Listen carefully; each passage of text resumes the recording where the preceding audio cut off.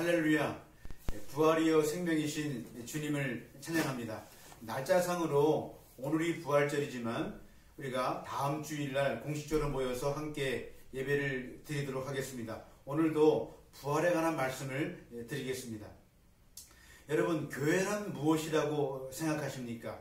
교회에 대한 정의를 우리가 많이 할 수 있지만 교회에 대한 가장 중요한 정의는 교회란 부활의 공동체라고 생각을 합니다. 다시 말하면 교회란 부활하신 주님을 만난 자들이 만나는 모임이라고 볼 수가 있는 것이죠. 그래서 여러분, 부활의 주님이 없었다면 교회가 존재할 이유가 없는 것입니다.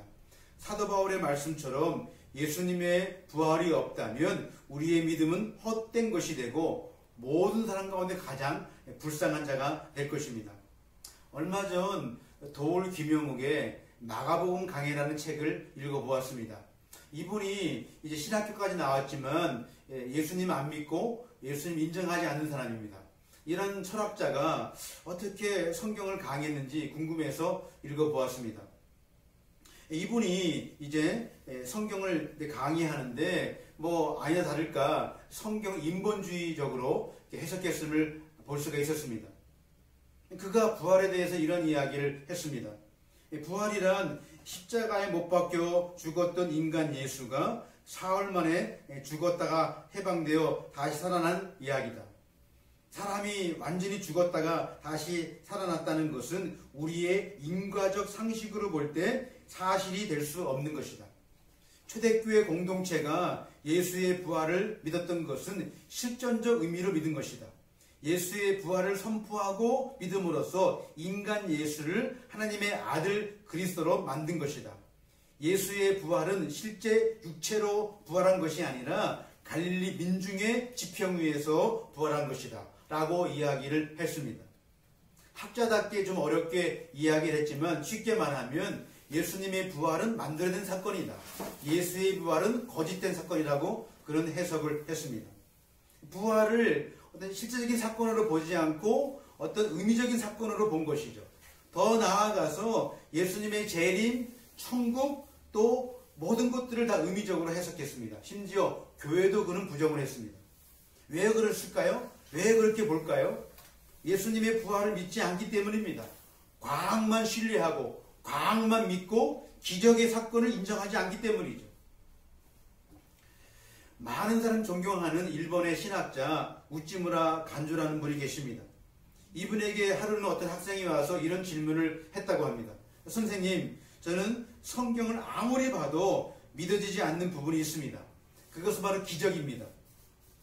예수님의 동정녀 탄생, 또 무리를 걸어오신 예수님, 병자를 말씀 한마디로 고치시는 예수님, 무엇보다도 죽었다가 사흘 만에 다시 살아났다는 것은 도저히 믿을 수가 없습니다. 이런 믿기지 않는 것을 왜 믿으라고 강조하십니까? 라고 질문을 했습니다. 그러자 우찌무라 간조가 이런 대답을 했다고 합니다.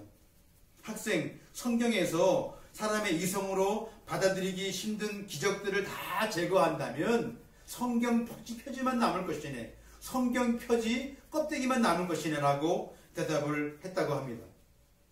여러분, 그렇습니다. 성경은 기적의 책입니다. 창세기 1장 1절 태초에 하나님이 천지를 창조하시니라 로부터 계시록 22장 26절 아멘 주 예수여 어서 오시옵소서 까지 모든 성경은 다 기적으로 채워져 있습니다. 성경의 기적 중의 기적은 바로 부활의 기적입니다. 이런 모든 기적들을 다 빼버리면 우찌무라 간조의 말처럼 껍데기만 남을 것입니다. 우리는 껍데기만 믿게 될 것입니다. 이 부활의 기적을 온전히 믿을 때 우리 삶에는 놀라운 변화와 은혜가 주어지는 것입니다. 오늘 본문 말씀 고린도전서 15장에 보면 예수님의 부활을 목격한 이제 사람들의 목록이 쫙 나오는 것을 보게 됩니다. 15장 3절에서 8절을 보게 되면 내가 받은 것을 먼저 너에게 전하였노니 이는 성경대로 그리스도께서 우리 죄를 위하여 죽으시고 장사 지낸 바가 되셨다가 성경대로 사흘 만에 다시 살아나사 게바에게 보이시고 후에 12 제자에게와 그 후에 500여 형제에게 일시에 보이셨나니 그 중에 지금까지 대다수는 살아있고 어떤 사람은 잠들었으며 그 후에 야고보에게 보이셨으며 그 후에 모든 사도에게와 맨 나중에 만삭되지 못하여 난 자 같은 내게도 보이셨느니라. 여기 만삭되지 못한 자는 바울을 의미하죠. 여기 목록에 있는 모든 사람들은 초대교회 성도들을 이야기합니다. 그들의 어떤 핵심 멤버들을 이야기하고 있죠. 마가복음 16장에 나오는 여인들은 여기에 포함되었을 것입니다. 그런 사실은 이 사람들이 처음서부터 부활을 믿은 자들이 아니었습니다. 예수님을 따랐던 대부분의 무리들은 예수님을 다 떠나갔습니다. 그리고 12제자 공동체도 이미 무너져 해체되었습니다. 여기 마가복음 16장에 나오는 여인들 처음에는 예수님의 부활을 믿지 못했습니다. 그런데 어느 순간 이들이 한자리에 모여서 간절히 기도하기 시작합니다. 그리고 이렇게 외칩니다. 십자가에 못 박이신 예수 그리스도가 부활하셨다. 그 예수님이 우리의 주와 그리스도가 되셨다고 그들은 외치기 시작했습니다. 사도행전에 보면 제자들과 바울은 물론 많은 초대교회 성도들이 목숨을 걸고 이 복음을 전했음을 볼 수가 있습니다. 그리고 순교까지 했습니다. 여러분, 무엇이 이들을 이렇게 만들었을까요? 무엇이 이들을 이렇게 변화시켰을까요? 답은 분명합니다. 부활입니다. 다시 사신 부활의 주님 때문에 이들은 목숨을 걸고 주님의 이 복음을 전했던 것을 보게 됩니다. 주님의 부활이 나의 부활임을 확신하고 죽음을 뛰어넘는 믿음과 용기를 가지고 그렇게 그들이 살았던 것이죠. 그리고 그 인생 전체가 송두리째 바뀌는 놀라운 변화를 일으켰던 것을 보게 됩니다. 이것이 바로 부활의 믿음이고 부활의 능력입니다. 자, 그렇다면 예수님의 부활을 믿고 나 역시 부활한다는 사실을 우리가 확신할 때 우리 삶에는 어떠한 삶이 주어질까요? 우리가 어떻게 살아야 할까요? 첫 번째, 슬픔이 변하여 기쁨이 되는 삶을 살아야 합니다. 마가복음 16장 1절과 2절을 보게 되면 안식일이 지남에 막달라 마리아와 야고보의 어머니 마리아와 또 살로메가 가서 예수께 바르기 위하여 향품을 사다 두었다가 안식 후 첫날 매우 일찍이 해 돋을 때에 그 무덤으로 달려갔다고 이야기하고 있습니다. 예수님을 사랑하는 마음으로 이제 간 것이죠. 그 시체에 향품을 바르기 위해서요. 근데 그들이 발견한 것은 빈 무덤이었습니다. 돌이 굴러져 있는 모습을 보게 되었죠. 얼마나 두렵고 얼마나 놀랐을까요? 요한복음 20장 11절에 보면 마리아가 무덤 밖에 서서 울었다고 했습니다. 누가복음 23장 27절에 보면 여인들이 십자가에 예수님을 보고 가슴을 치며 슬피 울었다고 했습니다. 누가복음 24장 4절에 보면 여인들이 무덤을 보고 빈 무덤을 보고 근심했다고 이야기를 하고 있습니다. 예수님을 너무 사랑한 여인들이었기 때문에 예수님의 죽음과 무덤을 보고 너무나 슬펐던 것이죠. 그리고 사랑이 너무나 컸기에 슬픔도 그만큼 컸다고 보여집니다. 어떻게 이 슬픔에 잠겼던 여인들이 여러분 기쁨을 되찾을 수 있었을까요? 그것은 바로 부활의 주님을 만났기 때문입니다. 부활의 주님을 만나는 순간 이 여인들은 기뻐 뛰며 그 제자들에게 또 사람들에게 부활의 주님을 증거했던 것을 보게 됩니다. 마가복음 16장 10절에 보면 마리아가 가서 예수와 함께 하던 사람들이 슬퍼하며 울고 있는 중에 이 일을 전했다고 이야기하고 있습니다. 이 일은 부활하신 주님을 이야기하는 것이죠. 마태복음 28장 8절 여인들이 큰 기쁨으로 무덤을 빨리 떠나 제자들에게 알게 하려고 다름질했다라고 이야기하고 있습니다. 달려갔다. 기쁨으로 말이죠. 부활의 복음을 전하기 위해서. 사랑하는 성도 여러분, 부활의 주님을 만나면 슬픔이 변하여 기쁨이 될 줄 믿습니다. 두려움이 변하여 소망이 될 줄 믿습니다. 그리고 그 부활의 기쁨과 소망을 전하는 우리 모두가 되기를 간절히 소망합니다. 두 번째, 부활을 믿고 확신하는 우리는 어떠한 삶을 살아야 할까요? 두 번째는 바로 범사에 감사하는 삶을 살아야 합니다. 우리가 왜 범사에 감사하며 살아야 합니까? 부활의 소망이 있는 자들은 죽음의 문제를 해결한 자들이기 때문입니다. 여러분, 우리의 인생 최대의 문제가 무엇일까요? 돈일 수가 있습니다. 그리고 건강일 수 있습니다. 우리 학생들은 좋은 대학에 들어가는 것일 수 있습니다. 그리고 어떤 사람들은 좋은 직장에 들어가는 것일 수 있겠죠. 그러나 이 모든 것보다 가장 큰 인생의 문제는 바로 죽음의 문제입니다. 여러분, 죽음 앞에 무엇이 귀하고 무엇이 더 필요하겠습니까? 무엇을 더 요구하겠습니까? 이번 코로나 사태를 맞이해서 이 죽음의 문제가 멀리 있지 않음을 실감할 수가 있었습니다. 여러분, 그리고 얼마나 많은 자들이 두려워합니까? 이 죽음의 문제 때문에 말이죠. 그리고 감염이 되어서 내 건강이 잃어버릴까봐 얼마나 많은 자들이 두려워하고 무서워하고 있습니까? 여러분, 죽음은 모든 것을 다 빼앗아 갑니다. 죽음보다 더 강력한 세력은 없습니다. 죽음은 무법자입니다. 죽음의 문제는 인간의 실존의 문제입니다. 그런데 우리 그리스도인들은 이 죽음의 문제를 해결한 자들이 아닙니까? 죽음 이후에 대해서 확신 있는 자들이 아닙니까? 우리가 이 죽음의 문제를 이긴 생명이 우리 안에 있음을 우리가 알 때 우리는 믿음으로 승리할 줄 믿습니다. 어떠한 두려움도 이길 줄 믿습니다. 코로나 바이러스도 우리가 너끈히 이길 줄 믿습니다. 왜요? 부활의 생명이 우리 가운데 있기 때문이죠. 고린도전서 15장 57절을 보겠습니다. 57절에 보면 우리 주 예수 그리스도를 말미암아 우리에게 승리를 주시는 하나님께 감사하노니. 여기 승리를 주신다 했는데요. 이 승리가 무엇으로부터의 승리입니까? 죽음으로부터의 승리입니다. 죽음을 이기는 권세가 또 죽음을 이기는 생명이 우리 안에 있는 것이죠. 그리고 이 죽음을 이길 수 있는 권세는 오직 부활이요 생명이신 예수 그리스도 한 분뿐입니다. 사랑하는 성도 여러분, 우리는 인생의 근본 문제를 이미 해결받은 자들입니다. 죽음보다 더 강력한 세력인 이 죽음을 이긴 자들입니다. 이 근본 문제를 해결된 자로서 어찌 우리가 감사하지 않을 수가 있겠습니까? 여러분, 죽음의 권세를 이길 수 있는 부활의 생명을 소유한 자로서 어떤 일 앞에서도 늘 감사하며 만족하고 기뻐하는 우리 모두가 되기를 주님의 이름으로 간절히 축원합니다. 셋째로, 이 부활의 믿음을 가진 자로서 어떻게 살아야 합니까? 믿음 위에 굳게 서서 흔들리지 말아야 합니다. 오늘 본문의 이 고린도 지역은 상업이 발달한 이 도시입니다.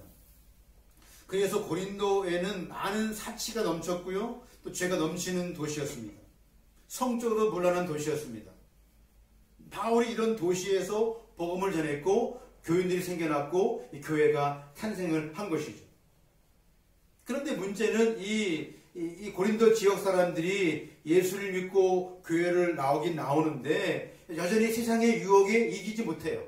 그 세상의 어떤 삶을 정말 버리지 못하고 살았던 것입니다. 그래서 믿음이 흔들리기 시작합니다. 더욱이 고린도 지역은 교회와 성도들을 핍박하는 지역이었습니다. 사도행전 18장 6절에 보면 그들이, 즉 고린도 지역 사람들이 대적하고 비방했다. 이 교인들을 해방했다고 이야기합니다. 자, 유혹도 있었습니다. 핍박도 있었습니다. 여러 가지 해방도 있었습니다. 믿음이 약한 자들은 흔들릴 수밖에 없습니다. 세상의 유혹에 넘어갈 수밖에 없습니다. 요즘 같은 우리가 사탄의 유혹에 넘어가서 신앙생활 제대로 하지 못하는 것이죠. 시험에 드는 것이죠. 그래서 사도 바울은 지금 고린도 교회 성도들에게 이 믿음이 흔들리지 말 것을 지금 권면하고 있는 것이죠. 15장 58절에 보면 그러므로 내 사랑하는 형제들아 견실하며 흔들리지 말고 항상 주의 일에 힘쓰는 자들이 되라. 이는 너희 수고가 주 안에서 헛되지 않은 줄을 알미라 라고 이야기를 했습니다. 복음을 굳게 지키고 헛되이 믿지 말라, 흔들리지 말라는 이야기입니다. 여러분, 복음이 무엇입니까? 복음은 기쁜 소식입니다. 좋은 소식입니다. 우리에게 좋은 소식은 누구이십니까? 예수 그리스도이십니다. 내 죄의 문제, 죽음의 문제를 해결하신 예수님, 바로 그분이 복음이신 것입니다. 이 복음을, 또 부활의 주님을 굳게 붙잡고 그 말씀을 굳게 지킬 때 우리의 믿음이 결코 흔들리지 않을 것을 지금 말씀을 하고 있는 것이죠. 여러분, 우리 모두가 이 믿음, 이 복음을 굳게 붙들고 나갈 때 우리가 어떤 일 앞에서도 흔들리지 않을 줄 믿습니다. 시험에 들지 않을 줄 믿습니다. 염려하거나 두려워하지 않을 줄 믿습니다. 좌절하지 않을 줄 믿습니다.